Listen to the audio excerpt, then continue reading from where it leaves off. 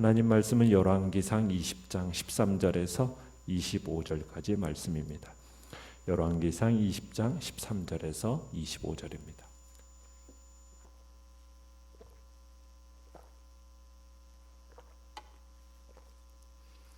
열왕기상 20장 13절에서 25절까지 우리 한 목소리로 같이 읽겠습니다. 시작. 한 선지자가 이스라엘의 왕 아합 왕에게 나아가서 이르되 여호와의 말씀이 내가 이 큰 무리를 보느냐 내가 오늘 그들을 내 손에 넘기리니 너는 내가 여호와인 줄을 알리라 하셨나이다. 아합이 이르되 누구를 통하여 그렇게 하시리이까 대답하되 여호와의 말씀이 각 지방 고관의 청년들로 하리라 하셨나이다. 아합이 이르되 누가 싸움을 시작하리이까 대답하되 왕이니이다. 아합이 이에 각 지방 고관의 청년들을 계수하니 232명이요 그 위에 모든 백성 곧 이스라엘의 모든 자손을 계수하니 7,000명이라더라. 그들이 정오에 나가니 베나닷은 장막에서 돕는 왕 32명과 더불어 마시고 취한 중이라. 각 지방의 고관의 청년들이 먼저 나갔더라. 베나닷이 정탐꾼들을 보냈더니 그들이 보고하여 이르되 사마리아에서 사람들이 나오더이다 하매 그가 이르되 화친하러 나올지라도 사로잡고 싸우러 나올지라도 사로잡으라 하니라. 각 지방 고관의 청년들과 그들을 따르는 군대가 성읍에서 나가서 각각 적군을 쳐 죽이매 아람 사람이 도망하는지라. 이스라엘이 쫓으니 아람 왕 베나닷이 말을 타고 마병과 더불어 도망하여 피하니라. 이스라엘 왕이 나가서 말과 병거를 치고 또 아람 사람을 쳐서 크게 이겼더라. 그 선지자가 이스라엘 왕에게 나와 이르되 왕은 가서 힘을 기르고 왕께서 행할 일을 알고 준비하소서. 해가 바뀌면 아람 왕이 왕을 치러 오리이다 하니라. 아람 왕의 신하들이 왕께 아뢰되 그들의 신은 산의 신이므로 그들이 우리보다 강하였거니와 우리가 만일 평지에서 그들과 싸우면 반드시 그들보다 강할지라.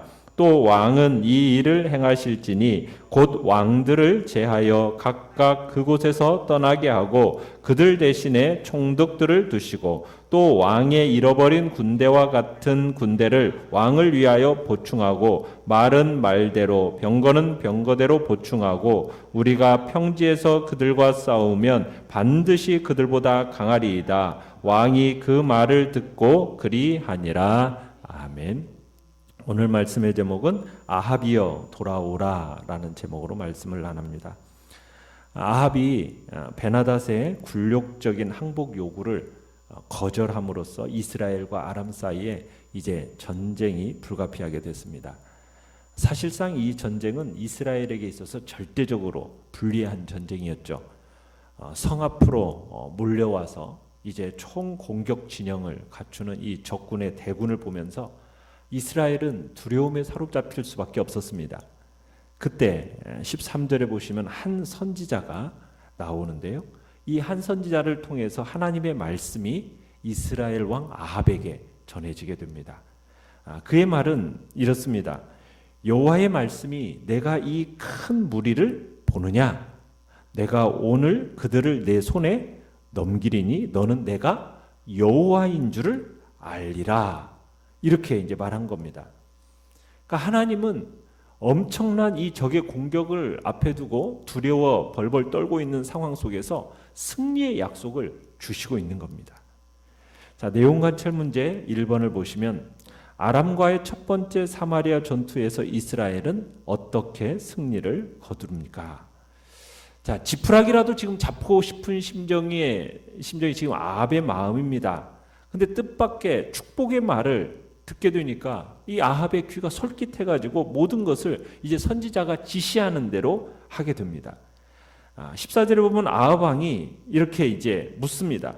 누구를 통하여 그렇게 하시리까 하면서 하나님의 구체적인 전략 지시를 묻죠. 그러자 하나님의 선지자가 뭐라고 하다를 합니까? 각 지방 고관 청년들로 하리라. 이렇게 이제 이들을 선봉에 세우라고 의외의 작전 지시를 전달합니다. 이스라엘 지방 장관들에게 속한 어떻게 보면 아직 애티가 나는 경험 없는 젊은 장교들을 최선봉에 세우라는 겁니다. 베테랑 병사나 베테랑 장교들이 아니라 경험 없는 젊은 장교들을 앞에 세우라는 거예요. 자, 이들의 숫자가 몇 명이나 됩니까? 모두 합하니까 232명에 불과합니다. 선봉에 232명이 서는 거죠. 그리고 그 뒷받침해주는 이스라엘의 숫자는 몇 명이라고 얘기하고 있습니까? 7,000명밖에 안 됩니다. 7,000명. 어떻게 보면 이스라엘이 제대로 좀 병력을 동원하면 몇십만도 동원할 수 있는 이스라엘인데 지금 7,000명밖에 되지 않는다는 얘기는 무슨 얘기겠습니까? 많은 병사들이 전의를 상실하고 다 도망갔다는 얘기죠. 그러니까 지금 이 싸움은 뭐 게임이 안 되는 거예요. 전쟁에 능한 용사도 아닌 이제 젊은 장교들 200여 명을 앞세우고 또 뒤에는 뒷받침하는 사람 7,000명을 데리고는 이 아람의 큰 군대와 상대하라니 이게 도대체 무슨 뜻일까? 결국 이 속에는 이 전쟁을 주관하시고 승리로 이끄시는 주체가 바로 하나님이시라는 것을 모든 사람으로 하여금 뚜렷이 각인시키기 위해서 지금 이렇게 하나님이 전략을 베푸시는 거죠. 어떻게 보면 상대도 되지 않는 자들을 통해서 전쟁을 치르게 해서 승리를 얻었으면 결국에는 뭘 인정하도록 하시기 위함입니까? 오직 하나님의 은혜였다라는 것을 인정하도록 하게 하기 위해서 지금 하나님께서 이런 전략을, 구체적인 전략을 지시한 거죠. 자, 정오가 되었습니다. 이스라엘군은 이제 이 선지자의 말에 따라서 젊은 장교들을 앞에 세우고 공격을 개시합니다. 참 그런데 기가 막히게도 상대인 베나닷 왕은 뭘 하고 있습니까? 그렇죠. 장막에서 왕 32명과 함께 먹고 마시면서 만취한 상태였습니다.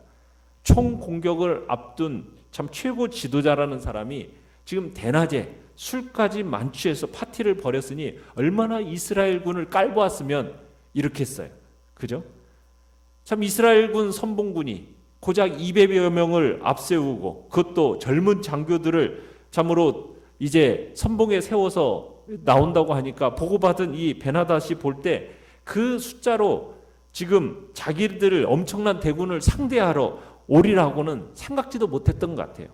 그러니까 18절 처음에 나오는 얘기가 뭐냐면 화친하러 나올지라도, 그러니까 아마 화친하러 지금 사절단이 나올 거라고 생각을 했던 것 같습니다. 그래서 이 베나닷이 사마리아에서 나오는 자들을 어떻게 하라고 명령을 내립니까? 생포하라고 명령을 내리죠. 베나닷은 이스라엘이 자기 군대를 싸우러 나올 거라는 가능성을 완전히 배제한 겁니다. 어떻게 보면 베나닷의 교만이고 또 아합 군대가 얼마나 형편없었는가를 참으로 보여주는 말이기도 한 거죠. 자, 그런데 하나님께서 아합의 군대와 함께 하시니까 전혀 뜻밖의 결과가 나오게 됩니다. 그 작은 군사들이 공격을 개시하니까 이 아람의 대군이 정신 못 차리고 무너지기 시작하는 거예요. 그 작은 군사들이 공격을 개시하고 참으로 그로 말미암아 수많은 아람의 군대들이 이제 죽어나갑니다. 그렇게 수많은 부하들을 잃은 베나닷이 어떻게 해요? 간신히 자기 목숨을 살려서 도망할 정도로 참담한 패배를 겪게 되죠. 어떻게 보면 이 전쟁의 성패는 누구에게 달려 있었음을 보여주는 겁니까? 하나님께서 이스라엘에게 승리를 주신 거죠. 하나님의 말씀대로 되어진 것을 이제 아합으로 이스라엘 백성들로 하여금 보여준 겁니다. 자, 이스라엘군을 깔보고 하나님을 모른 까닭에 뜻하지 않은 패배를 당하긴 했지만은 그렇다고 해서 아람 왕의 세력이 완전히 축소된 건 아닙니다. 여전히 그 세력은 강대해요. 그래서 하나님의 선지자가 의외의 승리에 취해 있는 아합 왕의 이 주의를 환기시킵니다. 그래서 뭐라고 22절에 얘기하고 있습니까? 왕은 가서 힘을 기르고 왕께서 행할 일을 알고 준비하소서. 해가 바뀌면 아람 왕이 왕을 다시 치러 올 거라는 거예요. 자, 아합 옆에서 하나님의 말씀을 전해주고 그리고 작전을 도와주던 이 선지자는 아합에게 베나다시 반드시 올 거니까 힘을 키우고 만반의 준비를 갖추라고 지금 이렇게 귀띔해주고 있는 겁니다. 정확하게 반격해 올 시기도 정확하게 알려주는 거죠. 2차 침략이 해가 바뀌면은 되어질 것이니까 그때까지는 준비를 하라는 거예요. 어떻게 보면은 방심이라는 것은 금물이라는 거죠. 한 번의 성공에 도취해서 거기에 안주하면 큰일 난다라는 얘기를 지금 해주고 있는 겁니다. 내용관찰 문제 2번을 보시면 아람 왕 베나닷은 두 번째 전투에서 어떤 작전을 세웁니까? 어떻게 보면 전혀 예상치 못한 패배의 잔을 마셨어요. 그래서 이 아람 사람들이 이제 패배의 원인을 생각해 보게 됩니다. 참으로 이스라엘보다도 훨씬 더 막강하고 규모가 큰 군대를 가지고 자신들이 왜 패배했을까 하면서 그 이유를 찾는데 그 이유를 어디에서 찾습니까? 이스라엘의 신 여호와 하나님에게서 찾습니다. 여기까지는 그들의 말이 옳았어요. 그러나 그들의 다음 말이 하나님의 자존심을 건드릴 수밖에 없었어요. 자기들 수준에서 이제 하나님을 해석한 거죠. 뭐라고요? 그들의 신은 무슨 신임으로? 산의 신임으로 그들이 우리보다 강하였거니와 우리가 만일 평지에서 그들과 싸우면 반드시 그들보다 강할지라. 이 당시에 우상신들은 각자 전문 분야가 있었어요. 우리가 그리스 신화를 이렇게 보면은 포세이돈 하면은 어디를 다스린다고 그럽니까? 바다를 다스린다고 그러고 태양의 신 하면은 또 아폴로라고 얘기하고 전쟁의 신 또 이런 신들이 각자의 영역을 이렇게 다스리지 않습니까? 자, 그러니까 이들도 생각한 게 그런 거예요. 베나닷의 참모들도 이스라엘의 하나님은 무슨 신이니까? 산의 신이니까. 산의 신이니까 우리가 사마리아 같은 고산지에서 싸워서 그 신은 산의 신이기 때문에 요새에서는 강했지만 그러나 평지에서 싸우면은 그 산의 신이기 때문에 그 위력을 발휘하지 못할 거다. 이런 식으로 지금 생각하고 있는 겁니다. 상황 해석이 잘못돼도 지금 한참 잘못됐죠. 전지전능하신 그 하나님의 능력을 전혀 알지 못하는 영적 무지의 소산이라는 것을 우리가 알 수 있는 겁니다. 아람 사람들은 이 잘못된 하나님에 대한 신학으로 말미암아 스스로 무덤을 파고 있는 거죠. 자, 연구와 묵상 문제 3번을 보시면 하나님이 패역한 이스라엘 왕 아합에게 갈멜산에 이어 또다시 찾아오신 이유는 무엇일까요? 참 풍전등화 같은 위기의 때, 이때 지금 하나님이 아합을 찾아와 주세요. 참 하나님을 잘 믿지도 않고 우상에 빠진 아합 아닙니까? 이스라엘 백성들이잖아요. 엘리야가 더 이상은 소망 둘 곳이 없다라고 생각되었던 아합이요 이스라엘이에요. 그런데 하나님이 이들을 찾아오시더니 승리의 약속을 주고 계시는 거예요. 왜 그러는 거예요? 이미 선지자를 통해서 예고하셨듯이 13절 끝에 뭘 알도록? 내가 여호와인 줄 알도록 하시기 위한 목적으로 지금 이런 일을 행하고 계시는 거죠. 그러니까 하나님께서는 우상 숭배에 빠진 아합과 이스라엘 백성들에게 다시 한 번의 기회를 주고 계시는 거예요. 다시 한번 여호와 하나님이 참 하나님이시라는 것을 깨닫게 하기 위해서 그것을 원하셨기 때문에 하나님은 다시 한번 기회를 주고 계시는 겁니다. 엘리야를 통해서 분명한 증거를 보여주셨잖아요. 그죠? 비가 오지 않으리라 예언하고 기도했더니 정말 3년 동안 비가 안 왔고 또 하늘에서 불이 내리기도 했고 또다시 기도해서 비가 내리도록 했고 그랬는데도 불구하고 이 우상 숭배에서 돌이키지를 않는 거예요. 회개하지를 않는 거예요. 엘리야는 그 모습을 보고 포기해버리라고 하나님 앞에 어떻게 보면 따지듯이 그렇게 얘기를 했었는데 이 회개하지 않는 자들을 향하여 하나님은 어떻게 하시고 계시는 거예요? 다시 한번 또 기회를 주고 계시는 거예요. 하나님은 채찍과 징계를 통해서도 우리에게 깨달음을 주시지만요, 뜻하지 않은 축복을 통해서도 깨달음을 주시는 분이에요. 아합은 이번 전쟁을 통해서 하나님께 항복하고 돌아와야만 하는 거예요. 갈멜 사건에 이어서 지금 우상 바알을 버리고 회개할 기회를 지금 다시 한번 하나님께 받고 있는 겁니다. 우리에게 있어서도 어떤 내 능력보다도 더한 축복이 온다, 아니면 내가 노력한 것 이상의 열매를 거둔다, 그럴 때 우리는 절대로 내 능력인 것처럼 자만하지 말아야 돼요. 그게 다 누구의 은혜입니까? 하나님의 은혜이고 하나님이 하신 일이라는 것을 기억하고 겸손히 하나님께 돌이켜야 되는 거죠. 절대로 착각하지 말아야 돼요. 느낀 점 4번을 보시면 여전히 여호와를 하나님으로 인정하지 않는 아합에게 돌이킬 기회와 은혜를 주시는 하나님을 묵상할 때 무엇이 느껴집니까?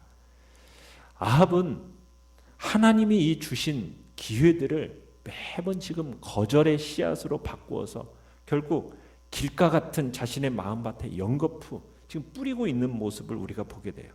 그럼에도 불구하고 여호와 하나님은 아합을 향하여 변함없이 사랑으로, 어떻게 보면은 포기하지 않으시는 사랑을 계속 지금 하고 계심을 우리는 보게 돼요.